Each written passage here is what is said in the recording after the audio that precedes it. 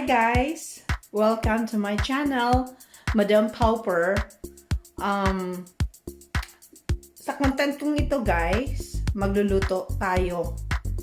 Magluluto na naman tayo ulit para medyo merong kabuluhan ng mga content ko. Lately kasi naano nyo, nakipag-collab ako sa Pilipinas sa mga pamilya ko na silang take sa aking mga content. So ngayon naman, magluluto tayo. No? And excuse me guys, kasi hindi pa ako nakaligo. No? Mamaya pa ako maliligo pagkatapos ko magluto. Today guys, magluluto tayo ng salmon. Ito, nakikita nyo mga ulo ng mga salmon guys, ang lalaki. Ang lalaki ng salmon, oh. Mga ulo siya guys, pero ang dami pang mga laman sa loob. So, hindi ko alam, ano kasi ito ang salmon, rich in omega-3. Oh, omega-3. So, may mga malalaki pa siyang laman. Ang, ano ko guys, plano ko, iba-ibahin ko siya ng pagluto. Pwede siyang may prito, may sinigang, at saka may iihaw. So, ang gagawin ko, lalo na sa prito, i-ano ko siguro, hahatiin ko ang ulo. Ang sinigang, pwede na rin hahatiin. So, yun. Yun ang plano ko. Guys, nahihiwa-hiwa ko na siya. Hindi ko na lang pinakita guys kasi madugo. Baka masipa tayo ni Whitey. Kasi pag salmon kasi madugo siya guys. So, hindi ko na lang pinakita kasi madugong hiwaan yun. Ito guys, ito yung pang pang prito tsaka pang oven. Instead na mag-ihaw sana ako guys, kaya lang umuulan sa labas. So, hindi pwede. Ko na lang, instead na ihawin, ilagay ko lang sa oven. At ito naman guys, since ito lang ang isigang ko. So, try akong, sana okay din yung isigang salmon. So, first, lagyan muna natin ng asin. Guys, asinan muna natin. Itong sa sinigang hindi natin aasinan. Tapos para medyo malangsa kasi ang medyo malangsa ang salmon guys, o kahit isda, anong isda malangsa naman, di ba? Lalagyan natin ng powdered garlic. Pero kung meron kayong mga fresh garlic, pwede ninyong tagtarin at lalagyan ang isda. Yan ako guys, pag magprito. Kasi malangsa ang isda. Tapos, gamit tayo ng dill. Yan ang sa akin. Optional lang to guys para hindi siya masyadong aalsa yung langsa niya. So, ayan. Ayan muna natin. Parang i-marinate muna natin siya.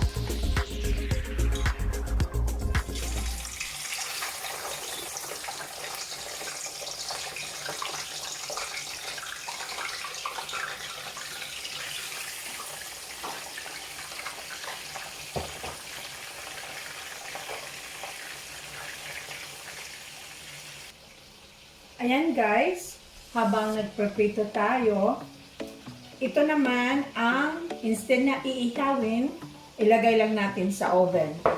So, bigyan natin ng twist guys kasi nilagyan natin kanina ng asin, dill at saka yung powdered na garlic.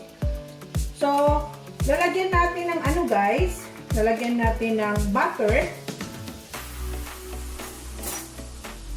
Lagyan natin siya ng butter guys para mas masarap. Pero bago muna yan ang butter, lalagyan natin siya ng oyster sauce. Pahiran lang natin siya ng konting oyster sauce.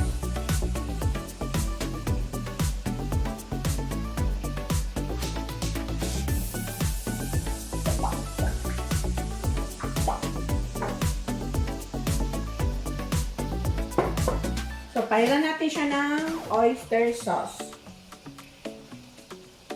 Para medyo may twist ang pag-oven natin sa kanya, guys. Dito lang sa isang side kasi dito ang mga laman niya.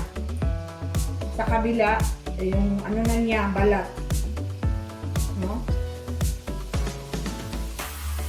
Huwag naman masyadong damihan kasi may asin na siya. Baka lalo siyang maging maalat at alam niyo naman, bawal sa akin ang masyadong maalat.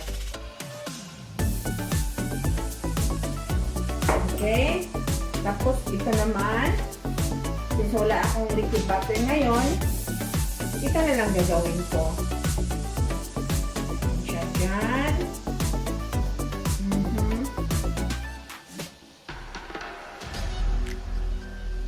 Ayan. Tapos, tatakpan natin yan ng tin foil para hindi siya madry muna, no? So, bago natin siya parang tatakpan muna natin ng tin foil. Set natin ng 200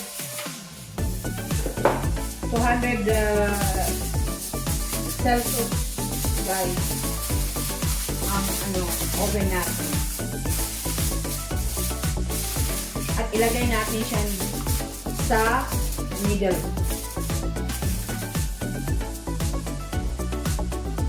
Siya nga pala, guys, bago nyo ilagay yung i-oven natin, painitin muna natin ang oven. Saka natin ilalagay sa loob.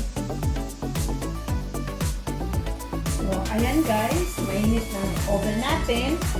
So, ilalagay na natin to. Yung i-bake or parang grill pa rin. Pero nasa, siya guys, nasa oven.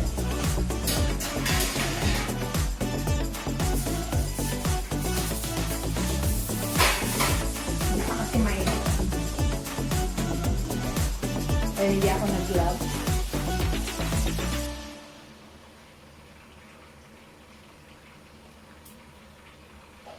So guys, habang hinihintay natin ang pagpreprito at saka yung nilagay natin sa oven.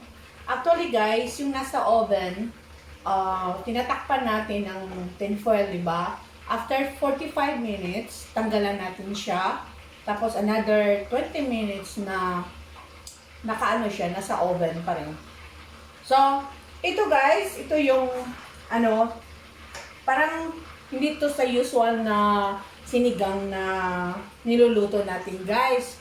Kasi kung ano lang available ko dito, parang improvise na rin ba? Parang twist na rin na sinigang. Kasi malayo dito guys, malayo kung kailangan mo talaga yung pang Asian na ingredients, malayo dito guys, wala sa aming community. Kailangan ka pa sasakay ng barko. So ito guys, hindi mawawala si sibuyas na pula. Actually, yung hindi masyadong malangsa na isda, gagamit ako ng puti. Kaya lang medyo malangsa ang laks, gagamit ako ng pula guys. So, meron tayong sili. Ito? Green na sili. Merong luya. At wala tayong sita, wala tayong ibang ingredients. Ito lang yung pichay na bagyo or Chinese pichay.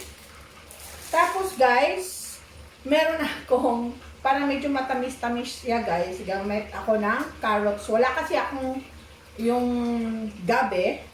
At itry ko guys, marami akong apple ngayon. Di ba nakikita niyo sa ibang vlog ko na nagpipitas ako? Actually, ang apple guys, dito sa lugar namin, natutunan ko sa mga matatanda na kung ilagay mo sa malamig, nagpicking sila by last week of September.